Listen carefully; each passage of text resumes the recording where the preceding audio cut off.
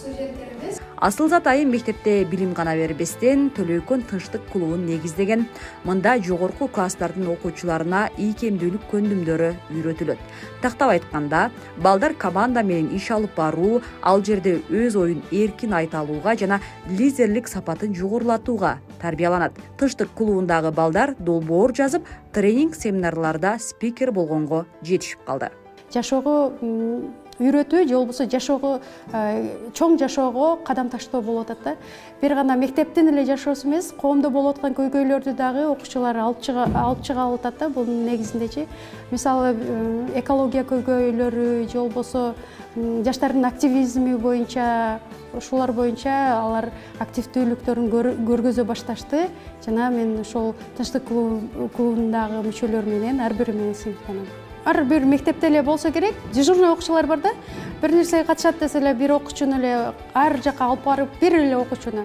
А бизде ошол тынчтык клубунда өз ыктыяры менен келген окуучулар да. Мындайча айтканда, мектеп убагында мындай сабак учурунда түнт болуп, же болбосо сабакка кызыкпай отурган окуучу келип, бизге келип, эжеке мен ушул тынчтык клубка кошулайынчы деп өз каалоосу менен келип, өзүн өнүктүрүп аткан окуучуларды көрүп сүйүнөбүз. Бир окуучуну эле айтып берейин, ал окуучунун атын атабай эле коеюн. Ал окуучу мындай сабакка анча кызыгуусу жок болчу да. Анан жакында эле бир иш чара өткөрдүк. Ошол жаштардын социалдык абалдарына карап мамилени чыңдоо боюнча иш чара өткөрдүк жаштар борборунда. Ошого бизде 30 окуучуга өткөрүшүбүз керек болчу, тынчтык клубтарынан сырткары. Анан бир окуучу келип калды да, эжеке мен дагы ушул семинарыңызга барып келейинчи деп айтып калды. Ал семинарга барганда мен ошол баланын ушунчалык таланттуу экенин ошол семинардан байкадым да.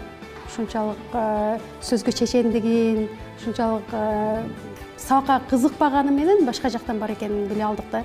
Анан ал семинардан кийин ал баланы билимге дагы шыктандыра алдык, мындайча айтканда. Кийин келип англис тил сабагынан сабак берем. Ал англис тилге кызыкпайт болчу. Ошол семинар баланы ушунчалык өзгөртүп коюптур, англис тилге дагы кызыгып калды да, мындайча айтканда. Тапшырмаларды аткарып, эжеке деп аракет кылып, үйрөнөйүн, билейин деп, мындайча айтканда шыгы ачылды да. Лагерь өткөн жайындачы, лагерде биз өзүбүз мындай проект болгонбуз да. Мисалы мен өзүм топ менен экология жөнүндө проект түзгөнбүз. Башка дагы проекттер түзүп, ошол боюнча иш алып баратабыз да. Жакында мына 3-сентябрда стадиондо топ уюштуртабыз, ага башка мектептер чакырып атабыз да. Достук оюн. Кандай проекттин боюнча кенен айтсаң, эмнени түздүң? Мен өзүм проектим боюнча бул экология боюнча түздүм. Мындай карасак деле айылыбызда тазалык жакшы, бирок отто эмес да.